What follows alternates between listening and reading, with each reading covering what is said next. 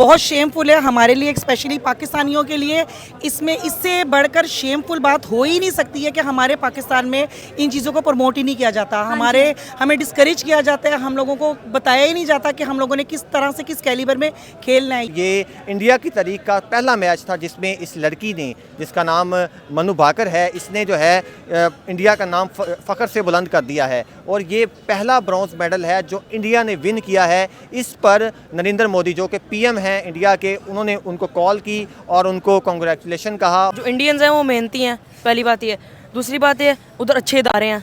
तीसरी बात है वहाँ पे सिफारिश नहीं चलती। ये तीन चीज़ें मेन होती हैं। फिर उसके बाद उसके अपने ऊपर डिपेंड करता है, टैलेंट के ऊपर डिपेंड करता है, हार्ड वर्क के ऊपर डिपेंड करता है। एग्जैक्टली अगर हम पाकिस्तान की बात करें तो 24 करोड़ आवाम में से सिर्फ 7 एथलीट जो हैं वो गए हैं पेरिस ओलंपिक्स 2024 में पार्टिसिपेट करने के लिए। लोग इस तरफ जाते नहीं, लेडीज़ खासकर औरतें जाती ही नहीं है, लेडीज़ ही नहीं जाती, बच्चियाँ नहीं जाती, लोग अपने घरों से बच्चियों को निकालते नहीं है क्योंकि हमारे यहाँ का सरकमस्टांसेस ही कुछ इस तरह से है। हमारा निज़ाम ही यहाँ पे इतना गंदा है कि औरतें बच्चियाँ किस उसमें पराये में निकलें।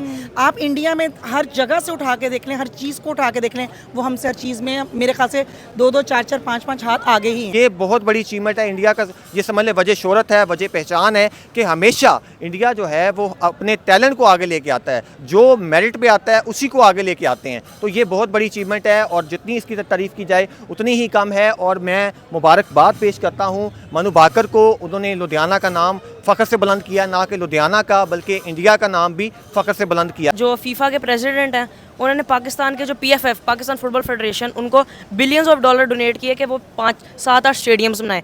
उन्होंने स्टेडियम तो बना लिए लेकिन इस टाइप के बनाए कि वो स्टेडियम अब खाली पड़े हैं, मुश्किल से वहाँ पे मैच होता है, बाकी उस सारा पैसा खा लिया गया। लेकिन एक चीज़ है, इसलिए यहाँ पे कोई प्लेयर तैयार नहीं हो सकता। हिंदुस्तान से ताल्लुक़ रखने वाली मनु भाकर ने शूटिंग में अपने मुल्क भारत के लिए तारीख में पहली बार ब्रॉन्ज मेडल जो है जीता है, जिसके बाद इंडिया के prime minister Narendra Modi specially उन्हें फ़ोन करके मुबारकबाद दे रहे हैं। अगर हम बात करें पाकिस्तान की तो 24 करोड़ आवाम में से सिर्फ 7 एथलीट जो हैं वो पेरिस गए हैं इस ओलंपिक्स में पार्टिसिपेट करने के लिए। क्या कहेंगे आप इस पर? बहुत शेमफुल है हमारे लिए, स्पेशली पाकिस्तानियों के लिए। इसमें इससे बढ़कर शेमफुल बात हो ही नहीं सकती है कि हमारे पाकिस्तान में इन चीज़ों को प्रमोट ही नहीं किया जाता। हमें डिस्करेज किया जाता है, हम लोगों को बताया ही नहीं जाता कि हम लोगों ने किस तरह से किस कैलिबर में खेलना है। ये पाकिस्तान में बहुत ज़्यादा इस चीज़ की उन्होंने ये कर दिया हुआ है कि लोग इस तरफ जाते नहीं, लेडीज़ खासकर औरतें जाती ही नहीं है, लेडीज़ ही नहीं जाती, बच्चियाँ नहीं जाती, लोग अपने घरों से बच्चियों को निकालते नहीं है क्योंकि हमारे यहाँ का सरकमस्टांसेस ही कुछ इस तरह से है। हमारा निज़ाम ही यहाँ पे इतना गंदा है कि औरतें बच्चियाँ किस उसमें पराये में निकलें। आप इंडिया में हर जगह से उठा के देख लें, हर चीज़ को उठा के देख लें, वो हमसे हर चीज़ में मेरे ख्याल से 2-2, 4-4, 5-5 हाथ आगे ही हैं। सर वो अपनी ख़वातीन को एम्पावर कर रहे हैं, ऑब्वियसली कर रहे हैं।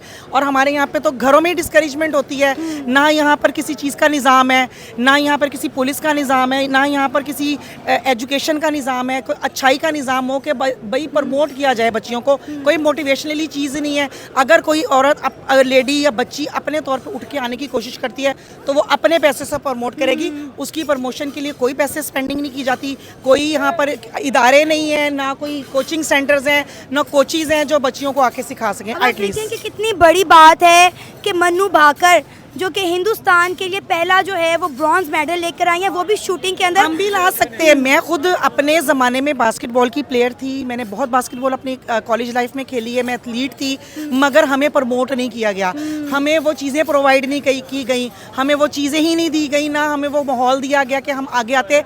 मैं खुद खेलती रही हूँ बास्केटबॉल, यानी कि सेंटर पोजीशन पे खेलती रही हूँ, मगर आप बिलीव करें कि मैं कुछ नहीं कह सकती कि हमें वो चीज़ें नहीं दी जाती थी। गवर्नमेंट लेवल पे तो कुछ भी नहीं दिया जाता। हाँ, अगर कोई अपने तौर पे इंडिपेंडेंटली कोई औरत अपने लिए कुछ करना चाहे तो वो अपने पास से पैसे स्पेंड कर ले या कोई कोच हायर कर ले, अदरवाइज हो सकता है। अदरवाइज क्या वजह है पाकिस्तान की खवातीन को इनकरेज क्यों नहीं किया जाता, एम्पावर क्यों नहीं किया जाता? आप हिंदुस्तान की खवातीन को देख लें, हर फील्ड में मर्दों के शाना बशाना चल रही हैं। उनके पास इदारे हैं, उनके पास चीज़ें हैं, उनके पास लोग हैं जो इस चीज़ को प्रमोट करते हैं। हमारे पास तो डिस्करेजमेंट सबसे पहले हमारे चचा मामू ताया भाई बहन, ये हमारे घर से डिस्करेजमेंट शुरू हो जाती है। चीज़ें ही नहीं घरों से प्रोवाइड कर की जाती, लोगों औरतों को घरों से निकलने की इजाज़त ही नहीं मिल रही होती है। कोई बेचारी अगर बच्ची आगे चली जाए भी तो और लेवल से उसको डिस्करेजमेंट। आप यकीन करें, आप किसी लेडी को यहाँ खड़ा कर दें किसी एथलीट बनाकर या कुछ कर लें, 100 लोग उसको इस तरह से देखेंगे जैसे अभी खा जाएंगे। सीधी सी बात है, हमारा इन्वायरमेंट, हमारा माहौल वो चीज़ ही नहीं है। जबकि हमारे इस्लाम में भी हमें इजाज़त मिली हुई है, हमारे दीन ने भी हमें इजाज़त दी हुई है एक्सरसाइज के लिए। आप अगर कुरान पाक को उठा के देखें या किसी आप कुरान और सुन्नत की रोशनी को उठा के देखें तो उसमें किसी तौर पे औरत के लिए ये नहीं आया कि वो घर से ना निकले। अगर वो निकले किसी उसमें निकले अगर अपने आप को ढांप कर या अपने आप को सही तरीके से लेकर निकले, नहीं निकलने देते लोग, नहीं निकलने देते। डिस्करेजमेंट का यही तो लेवल है। हिंदू इसीलिए हमसे आगे हैं। मेरे ख्याल से हम लोग और नीचे डिमोशन में, डी वैल्यू में जा रहे हैं। मेरे ख्याल से हम लोग डिज़र्व, पाकिस्तान में रहना ही डिज़र्व नहीं करते। अब आप अहमद दुरानी देखें जो तैराकी की कंपटीशन में गए हैं ओलंपिक्स में, और 25 में से वो सबसे लास्ट पर आए हैं, 25वें नंबर पर आए। इससे अच्छा तो वो जाते ही ना। बिल्कुल सही कह रही हैं आप, इससे अच्छा उनका जाना ही नहीं बनता था। क्योंकि देखें ना, हम उनको कम्पीट ही नहीं कर सके। हम उनको किसी लेवल पे, आप अभी वर्ल्ड कप उठा के देख लें, क्या कंपटीशन किया हमने वर्ल्ड कप में, हमारी क्या प्रोग्रेस रही वो देखें। इंडिया ने थ्रू आउट नॉकआउट जाकर उसने एक वर्ल्ड कप जीता है, उसने दिखाया है, उसने प्रूव किया कि हम कुछ हैं। हम क्या प्रूव कर सकते हैं? हम कुछ नहीं। हमारे पर फेवरेटिज्म ही नहीं खत्म हो रहा, इसको नहीं रखना, उसको नहीं रखना, वो कोच। आप सबसे पहले मुझे ये बताएं कि उधर इंडियंस के पास कौन सा फॉरेनर कोच था? कोई कोच फॉरेनर नहीं था, वो अपने ही कोचिंग थी। उनके राहुल द्रविड़ जो थे वो कोचिंग कर रहे थे, उनके सारे अपने बंदे कोचिंग। हमारे फॉरेनर्स को ला के ले आया जाता है, हम उन्हें भारी भारी चीज़ें फीसें भरते हैं, उन्हें भारी भारी मुआवजे भरते हैं, इतने इतने पैसे उन पर स्पेंड होते हैं। वाई क्यों होते हैं? और मैम देखिए, हमारे जो प्लेयर हैं उतने वेल एजुकेट भी नहीं है, इंग्लिश ना उनसे समझी जाती है ना उन्हें बोलनी आती है। चलें, अगर उनको वेल एजुकेट हमारे इदारों ने करना है ना, हमारे लोगों ने करना है। क्या है पीसीबी? क्या कर रही है पीसीबी? कुछ नहीं कर रही। अगर कोई चेयरमैन पढ़ा लिखा आ भी जाता है तो उसको पीछे धकेल दिया जाता है। देखें, बात सिर्फ इतनी सी है, पाकिस्तान में किसी चीज़ का मेयार या किसी चीज़ का लेवल है ही नहीं। आप खुद देख लें, आप पूरी उनकी टीम वर्किंग उठा के देख लें, आप वर्ल्ड कप के मैचेस में देख लें, हमारे फॉरेनर्स ने क्या किया है। हम फलाने बुला रहे हैं जी, हम उधर से बुला रहे हैं जी, आउट ऑफ कंट्री से आ रहे हैं जी, सिखा रहे हैं जी, आप उनको जी फ़ौज के हवाले कर रहे हैं जी, फ़ौज इनको ट्रेनिंग करा रही है। कैसे, कहाँ गई इनकी ट्रेनिंग? मुझे बताएं। लाखों रुपया क्रिकेट पे, लाखों हज़ारों करोड़ों रुपया बर्बाद करें, किसी दूसरे पे तो करके देखो। तैराकी में करके देखो, लॉन्ग टेनिस हो गई, बास्केटबॉल हो गई, कितने इवेंट्स हैं उन पे करके देखो। हॉकी हमारा नेशनल गेम है जो कि दफन होकर रह गया, हो गया, बिल्कुल खत्म। उसको मेरे ख्याल से ओलंपिक में परमिशन ही नहीं मिली जाने की। हॉकी में हमारे पास खुद के पास इतना टैलेंट है, मैं खुद पढ़ती हूँ इस चीज़ को, लेकिन हम मेरा नहीं ख्याल लगता कि हम अपने बच्चों को क्या दे रहे हैं। मेरा बच्चा खेलता है, आप यकीन करें, मैं आपको बताती हूँ, मेरे बच्चे ने बास्केटबॉल टीम खुद बनाई। मेरा बच्चा स्कूल लेवल पे पढ़ता था, इसने कहा मैंने सर बास्केटबॉल खेलनी है। मेरे बच्चे को फेवरेटिज्म के लिए पीछे धकेल दिया गया। मेरे बच्चे ने जाकर अपने क्लब से बास्केटबॉल टीम बनाई, मैं प्रूव कर सकती हूँ। और बास्केटबॉल में मेरे बच्चे ने मेडल लिया, पूरी टीम जीत के आई। कैनाल साइड गई, कैनाल साइड में जाकर उसकी पूरी टीम जीत के आई। मेरे बच्चे की क्या है, स्कूल में ही फेवरेटिज्म नहीं शुरू हो जाता है। स्कूल लेवल से ही बच्चे को सिखाया जाता है कि नहीं जी, उसको लेना है, वो ज़्यादा पैसे देता है, उसको लेना है, वो अच्छे घर का है। शायद वो कोई स्पोर्टिंग लेवल देता होगा अपने टीचर्स को, जो टीचर्स भी उसमें फेवरेट। जब छोटे से बच्चे को, एक 8वीं क्लास का बच्चा क्या सीख रहा है, उसको 8वीं क्लास से ये लेकर चला जा रहा है कि जी वो खुद टीम बनाए। आप उससे पूछेंगे तो वो आपको बताएगा उसने कैसे टीम बनाई, कैसे खुद से पैसे लिए। मेरे से उसने पैसे लेकर उसने अपनी फीस भरी कि जी मैंने अपनी मैच फ़ीस देनी है, मामा मुझे पैसे दें। मैंने अपने बेटे को खुद मैच फ़ीस दी और मेरा बेटा विन हुआ है। मेरा बेटे ने अपनी टीम को जितवाया और वो फर्स्ट आए हैं, यानी कि उनको मेडल्स मिले, फर्स्ट आने पर मेडल्स मिले हैं, बाकायदा उनको सर्टिफिकेट मिले। क्या फ़ायदा ऐसी स्कूलिंग का कि जब स्कूल लेवल में बच्चे को डिस्करेज कर दिया गया और अब उसको स्कूल कहता नहीं जी बच्चा इंकरेजमेंट के लिए आए आके करे, हमारे साथ खेले, हमारे साथ बच्चा। ये क्या चीज़ है? यही तो मेयार है हमारा। हम इसी चीज़ के लिए तो हम वो हैं कि हम पाकिस्तान में रहने के काबिल, शायद हमारा मेयार इतना गंदा हो चुका है। हम छोटे से बच्चे को क्या सिखा रहे हैं? मेरा छोटा सा बच्चा क्या सीख रहा है? जब वो ये लेवल पे सीख के जाएगा कि स्कूल लेवल से डिस्करेजमेंट है, फेवरेटिज्म है, आगे जाके बच्चा क्या लेगा? हिंदुस्तान लुधियाना से ताल्लुक़ रखने वाली मनु भाकर ने पेरिस ओलंपिक 2024 में शूटिंग के दौरान हिंदुस्तान के लिए तारीख का पहला ब्रॉन्ज मेडल जीत लिया है, जिसके बाद इंडिया के प्राइम मिनिस्टर नरेंद्र मोदी ने स्पेशली मनु भाकर को कॉल करके मुबारकबाद पेश की है।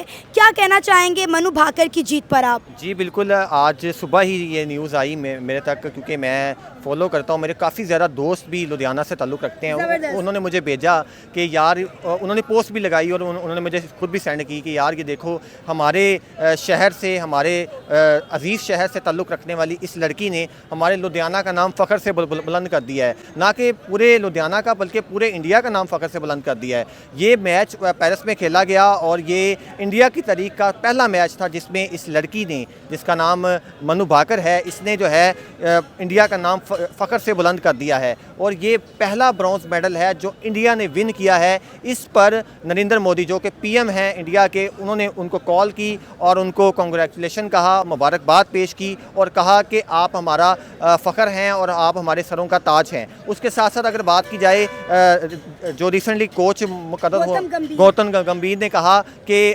उन्होंने भी उनको कॉल की और मुबारकबाद पेश की। ये देखें आप, इतनी बड़ी अचीवमेंट है कि पहला ब्रॉन्ज मेडल जो कि इंडिया में आया है। हमारे पाकिस्तान में इस लेवल का मेडल ना तो कभी आया है, ना ही इस तरह का जो ओलंपिक गेम है उसमें हमारे किसी कंटेस्टेंट या प्लेयर ने पार्टिसिपेट किया है। ये बहुत बड़ी अचीवमेंट है, जितनी तारीफ़ की जाए उतनी ही कम है। आपको पता है पाकिस्तान की 24 करोड़ आवाम है और 24 करोड़ आवाम में से सिर्फ 7 जो एथलीट हैं वो पेरिस गए हैं इस ओलंपिक्स में पार्टिसिपेट करने के लिए। बड़ी शॉकिंग न्यूज़ है कि सिर्फ और सिर्फ 7 लोग। बिल्कुल शॉकिंग न्यूज़ है, क्योंकि हमारे यहाँ पर कल्चर कुछ इस तरह का, सिस्टम कुछ इस तरह का डेवलप हो चुका है कि यहाँ पर जो सिफारिश से आता है या पर्ची पे आता है उसको ज़्यादा प्रमोट किया जाता है, ना कि जो टैलेंट बेस होता है या जो एक टैलेंट रखता है, पहचान रखता है, उसको हमेशा निगलेक्ट किया जाता है या नज़रअंदाज किया जाता है।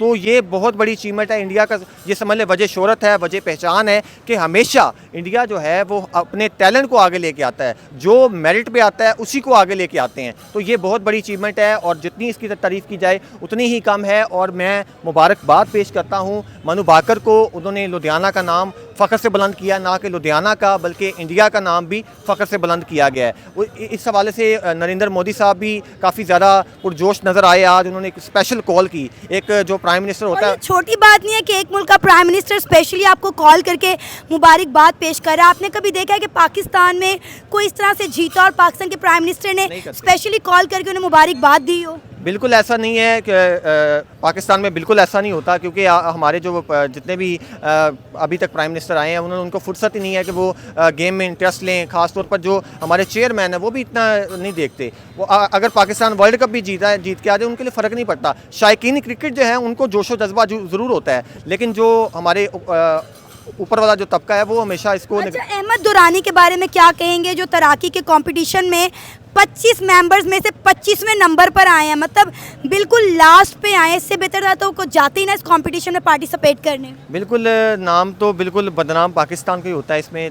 जब हम इतने मतलब जोश और जज्बे के साथ यहाँ से जाते हैं और जब भी कोई प्लेयर इंटरनेशनल लेवल पर जाके खेलता है तो वो नहीं खेलता होता। पाकिस्तान का 25 करोड़ आवाम का वो साथ होता है, जो उसके साथ होता है, तो हमें वो पाकिस्तान को रिप्रेजेंट कर रहा होता है। एग्जैक्टली यही बात मैं करना चाह रहा हूँ कि वो रिप्रेजेंटेटिव होता है पाकिस्तान का। जब वो हार के आता है या इस तरह की अचीवमेंट जहाँ पर हम समझ डी ग्रेड अचीवमेंट का क्या फ़ायदा, जब आप डी ग्रेड ले रहे हैं, ए नहीं ले रहे, बी नहीं ले रहे, सी नहीं ले रहे, तो डी ग्रेड ई ग्रेड का क्या फ़ायदा? इस तरह का, इससे बेहतर है कि बंदा हार ही जाए। आपको पता है कि किसी भी एथलीट को तैयार होने में 3 से 4 साल लगते हैं, लेकिन जब भी ओलंपिक्स आता है, इसी तरह के टूर्नामेंट आते हैं, तो पाकिस्तान में 6 महीने पहले अनाउंसमेंट की जाती है और 6 महीने के अंदर अंदर जो एथलीट तैयार किया जाता है, जो कि इम्पॉसिबल बात है।